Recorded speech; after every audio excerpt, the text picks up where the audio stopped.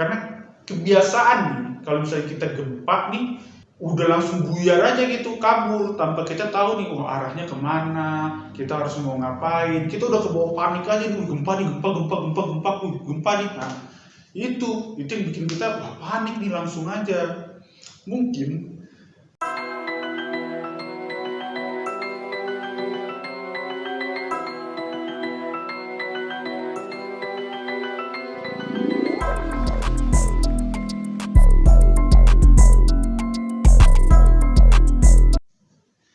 kembali lagi di Wanjir, wawasan Jerry sama gua Jerry Simamora. Di video kali ini, gue mau ngejelasin lagi hal-hal baru, cerita-cerita baru yang menambah wawasan teman-teman nih sekalian nih. Nah, kalau kemarin gue mau ngebahas tentang sejarah ya, spesifik sejarah hari-hari besar atau mungkin kemarin baru ada kontestasi pemilu tentang sejarahnya. Nah, terus juga ada gue ngebahas tentang apa lagi ya, makanan khas daerah. Nah, sehabis itu juga gue ngebahas lagi tentang apa, olahraga ya, olahraga penting ya kan, bukan penting sih tapi yang unik, atau mungkin olahraga yang sering kita pakai tapi jarang kita gunain gitu loh. Nah, hari ini gue mulai lagi ngebahas tentang wawasan baru, hal baru buat teman-teman sekalian. Nah, teman-teman sekalian nih, kalau kemarin cuma kita terpaku sama sejarah, sekarang gue mau ngebahas alasan kenapa sesuatu itu kok bisa ada, terus kok bisa kuat sih. Nah kali ini Wanjir mau ngebahas tentang alasan kenapa rumah-rumah orang Jepang itu kuat kalau ketahan gempa. Ini penting nih, apalagi buat kita nih teman-teman yang tinggal di daerah rumah itu sering kena gempa, apalagi kayak daerah kita di Sumatera ya kan, atau mungkin daerah Indonesia yang bagian-bagian lain sering terjadi gempa. Ini penting banget nih buat didengerin nih. Rumah Jepang itu dengan kondisi alam yang mirip Indonesia sering banget terjadi gempa setiap tahunnya, bahkan bisa sampai ratusan kali ya mungkin selama 1 tahun. Dan itu membuat mereka juga harus berpikir nih, wah kalau kayak gini terus rumah saya hancur dong, masa tiap gempa hancur, rugi ya kan, belum lagi korban jiwa. Walaupun di 2011 kemarin mereka juga tetap hancur rumahnya karena bukan gempa doang yang datang, tapi bareng sama abangnya tsunami. Jadi ya udahlah kegoyang, tambah lagi airnya jadi makin habis. Nah, alasan itu diperkuat dengan 3 hal yang mereka gunakan dalam membangun rumah. Itu 3 struktur utama. Yang pertama, struktur Taishin. Nah, struktur Taishin ini biasanya digunakan buat rumah-rumah kecil atau bangunan-bangunan kecil. Ya mungkin kayak kita rumah gitu ya, 1 lantai, 2 lantai, atau ya rumah pemukiman lah ya kalau itu, atau mungkin kios ya kan, yang gak terlalu butuh bangunan-bangunan gede gitu. Nah, struktur Taishin ini sangat penting nih, karena dia itu menitik beratkan pada ketebalan komponen pentingnya gitu kan, entah yang mungkin pada fondasi, di ukuran besi atau ukuran kayu atau ukuran yang penting lainnya, mereka menempatkan di komponen itu. Jadi ketika ada goncangan, kalau dengan ukuran tertentu kekuatannya semakin hebat gitu loh. Maksud saya itu ya, waktu terjadi goncangan nggak langsung rubuh, nggak langsung gitu hancur, enggak, tapi dia ngikutin ritme nih. Dan ini buat rumah-rumah mereka ketika ada gempa nggak terlalu panik nih. Nah itu karena mereka punya standar untuk rumah, strukturnya namanya struktur Taishin. Masih ada 2 struktur lagi nih. Nah, yang kedua itu untuk bangunan-bangunan gede atau bangunan tinggi nih. Struktur Taishin ini adalah struktur yang ada di antara 2 pondasi. Nah, struktur ini biasanya digunakan untuk bangunan-bangunan tinggi kayak bangunan apartemen, rumah, gedung. Mungkin lebih tepatnya sih lebih ke bangunan-bangunan perkantoran. Kalau rumah gedung kan mungkin bisa pakai Taishin yang sebelumnya. Ini struktur Taishin ini khusus untuk bangunan-bangunan yang udah di atas 5 tingkat atau gedung-gedung pencakar langit.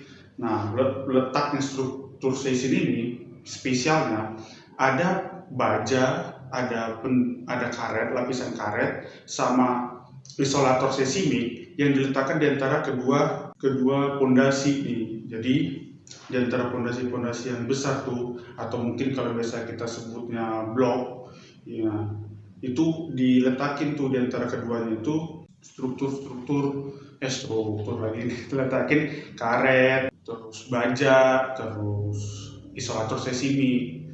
Nah, keunggulan si isolator seismik itu, dia tuh kayak bentuk jaringan gitu loh. Jadi dia bisa ngalirin getarannya itu turun ke bawah atau ke tanah, meredam kekuatan tanahnya. Jadi keadaan gedung tuh kalau ketika goncang gitu, dia nggak goncang kuat kayak gedung-gedung yang bisa kita lihat nih, apalagi khususnya kita di Indonesia kan, seringkali gedung-gedungnya sekalinya goncangan gede langsung goyangnya kayak pohon kena angin kenceng banget. Nah kalau ini dia mengikuti ritme, ikutin aja terus alurnya, halus halus gitu kan, diikutin tuh. Itu khusus untuk struktur seismik nih, struktur yang khusus untuk bangunan gede. Tapi ada juga lagi pembedanya nih, tetangganya nih, sama-sama sin juga, namanya struktur mensin. Nah kalau struktur seismik tadi khusus untuk di antara dua pondasi atau dua bloknya, kalau struktur mensin ini di setiap bangunannya, setiap lapisan pondasinya itu dimasukin isolator seismik, karet atau baja. Nah, yang kayak tadi. Jadi perbedaannya itu mereka itu diletak di antara dua pondasi. Kalau seismik, kalau mensin ini diselipin di setiap pembangunan pondasinya. Jadi pergeseran atau pergerakannya itu cukup kuat gitu ya, gerakan-gerakannya ya. Jadi kalaupun misalnya suatu saat ini goyangnya kencang, kuat gitu kan, set, dia nggak menjadi kekuatan yang kalah gitu loh, ngikut alurnya jadi yang goncang gede gitu enggak, tapi dia tetap stabil goyangnya gitu. Ya perbedaannya di seismik dan mensin ini hanya peletakan pada peredam-peredam kekuatan goyangan pada saat terjadi gempa. Jadi bangunannya tetap kokoh, kuat, bersahaja, adil dan makmur. Selain tiga struktur tadi, mereka itu juga penggunaan komponennya tuh menjadi hal yang utama, kayak yang gue jelasin tadi di struktur Taisin. Nah, komponen yang mereka paling gunakan itu penggunaan struktur baja ringan pada inti bangunan. Nah, jadi dia nggak menggunakan baja-baja tuh yang kayak kita di museum tebel-tebel gitu, enggak. Terus yang kedua penggunaan pendulum pada bangunan yang digunakan di tingkat atap paling tinggi. Nah, pendulum apalagi nih pendulum nih. Pendulum nih kayak bolanya Romi Rafael. Nah, itu tuh geraknya kayak pendulum tuh. Kalau misal kalian tahu tatap mata saya itu, nah itu geraknya seperti pendulum itu. Nah itu juga digunain. Sama struktur bangunannya berbentuk jaring tuh. Jadi jaringnya itu wah, penggunaan struktur kayak bentuknya kayak struktur jaring ini yang itu membuat mereka getarannya itu langsung ngalir ke bawah tanah gitu loh, nggak menghancurkan struktur di atasnya. Nah, itu yang membantu mereka untuk nih rumah semakin bagus nih, ini bangunan yang gede-gede, yang tinggi-tinggi, yang gedung-gedung ini semakin kuat, semakin kokoh, semakin terpercaya. Kayak cinta kita ke negara nih, semakin kokoh gitu kan. Nah, di luar daripada struktur bangunan yang penting itu tadi, mereka juga punya peringatan yang buat masyarakat mengurangi korban jiwa nih. Kalau misalnya di awal kita selalu ngomong, wah kenapa si rumah orang Jepang itu kuat, ini gue juga mau ngejelasin bahwa yang ngebantu juga itu sifat masyarakatnya yang menurut sehingga tidak terjadi korban jiwa yang banyak. Jadi ini beririsan nih. Karena di setiap bangunan yang modern sekarang, setiap ada misalnya ada bencana alam, mau gempa nih, ada prediksi nih atau apa nih kekuatannya, mereka tuh langsung masuk ke sistem peringatan dininya. Jadi masyarakatnya tahu nih, ada gempa nih, apa yang harus gue lakuin nih. Safety-nya tuh benar-benar safety banget, nggak cuma kokoh bangunannya, tapi juga peringatannya, ya kan. Terus mereka juga nurut dan berkumpul di titik tertentu gitu loh. Cara-cara dari rumahnya orang Jepang ini bisa kita gunakan di Indonesia, khususnya di daerah-daerah yang rawan gempa nih. Bagus nih buat teman-teman untuk menerapkan ini di bangunan rumahnya nih. Apalagi buat keluarga baru atau mungkin pengusaha yang lagi modalnya gede mau bikin tower kali kan yang gede-gede. Nah ini bisa nih, bagus banget untuk digunain nih.